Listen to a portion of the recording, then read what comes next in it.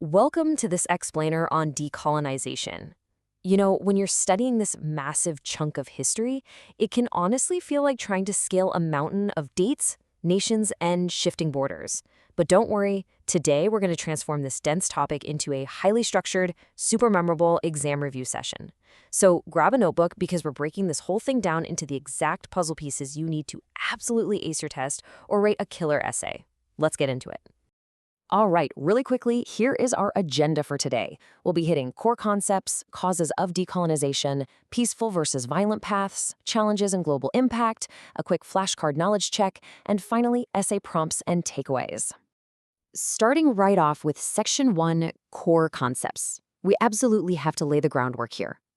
So, what are we actually talking about? Well, decolonization is basically that massive 20th century process where colonies finally gain their independence from their colonial rulers.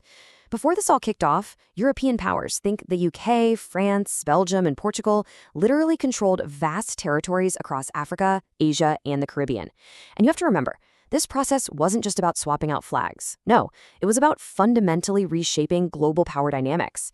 It was the ultimate clash between colonialism, which is all about maintaining control for economic exploitation, and nationalism, that powerful, burning drive for a nation to finally determine its own future.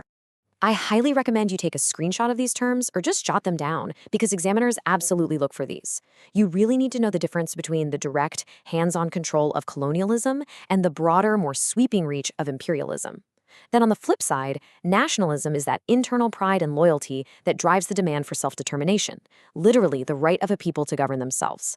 And hey, pay really close attention to that last term, neo-colonialism. That's indirect control through economics or politics, and it's going to be incredibly important when we talk about post-independence challenges in just a minute.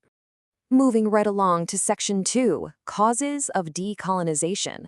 Why did this global earthquake happen when it did?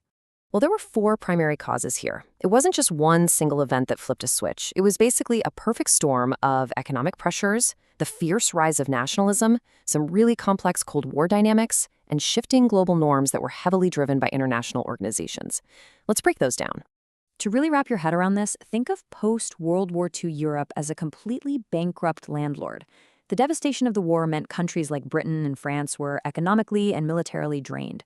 They simply couldn't afford to maintain their massive overseas properties anymore because rebuilding at home had to be the priority. Meanwhile, the tenants, the colonized peoples, had developed this incredibly strong national identity and were loudly demanding self-rule. Then you have the Cold War superpowers stepping in. The US and the USSR basically acted like rival talent scouts. Both of them opposed the old colonial empires, but for their own selfish reasons. The US was promoting self-determination, while the USSR was backing anti-colonial movements to fight Western imperialism. And finally, the United Nations steps up as the new global referee, supporting human rights and giving colonized peoples a totally legitimate platform to demand their freedom.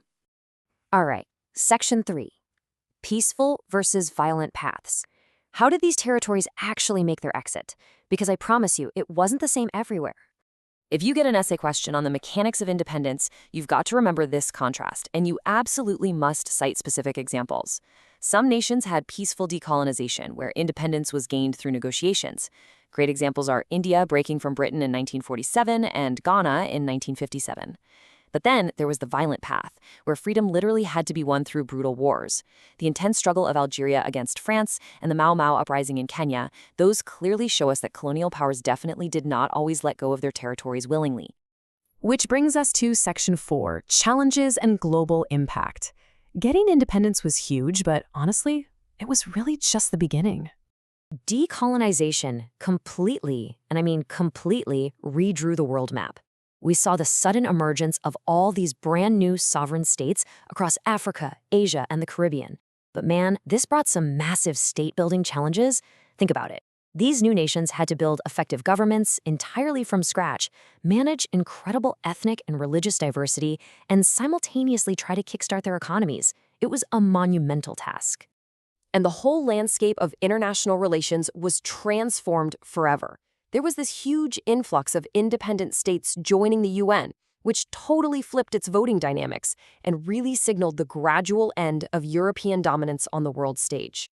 This whole era sparked the rise of the global South, where African, Asian, and Latin American countries started cooperating both politically and economically. Crucially, a lot of these newly independent nations formed the non-aligned movement. They essentially said, nope, we refuse to be used as pawns by either the US or the USSR in your Cold War.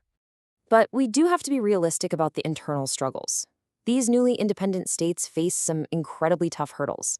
They often inherited super weak economies that were only designed to export raw materials for someone else, which obviously led to severe poverty. On top of that, the borders the colonial powers had drawn were totally arbitrary. They lumped rival groups together or split close-knit communities right down the middle. This directly fueled political instabilities, civil wars, and nasty border conflicts. And because their economies were so fragile, a lot of them fell right back into a state of dependency on their former colonial masters. Yep, that's that neo-colonialism concept we defined earlier. Okay, Section 5, flashcard knowledge check. Let's make sure this is actually sticking. Time for a rapid-fire active recall test. First question, what international body supported self-determination and pressured for decolonization? Think back to our four causes. Who was the global referee? Did you guess it? It's the United Nations. Colonized peoples heavily used the UN as a platform to legitimize their demands based on human rights. Next up, name a country that experienced violent decolonization. Remember those two distinct paths to independence we compared? Spot on. If you said Algeria against France or Kenya with the Mau Mau uprising, you got it. India and Ghana took the peaceful route, but Algeria and Kenya had to fight for it. Knowing one is good. Knowing both is great. Last one. What term describes a situation where powerful countries still influence weaker states economically or politically? This is that massive, lingering challenge we just talked about. Exactly. Neo-colonialism. It's indirect control, ensuring the legacy of colonialism still casts a shadow today. Awesome job if you went 3 for 3 there. Finally, Section 6, essay prompts and takeaways. Let's look at how you can apply all this structured knowledge, because exams want you to argue, not just list facts. Go ahead and save these essay prompts. They perfectly summarize the major themes we've covered today. If you can confidently talk about those rival Cold War talent scouts, contrast the specific paths of India and Algeria, and explain the lingering threat of neocolonialism, you are totally prepared for this topic. I want to leave you with this provocative thought for your exam conclusions. Considering that the arbitrary borders drawn by colonial powers still spark conflicts today, and economic dependency remains a harsh reality for so many, are we actually living in a fully decolonized world? Or did the empires just change their tactics? Keep asking those big questions, keep reviewing these concepts, and you are going to crush it. Thanks so much for learning with me today.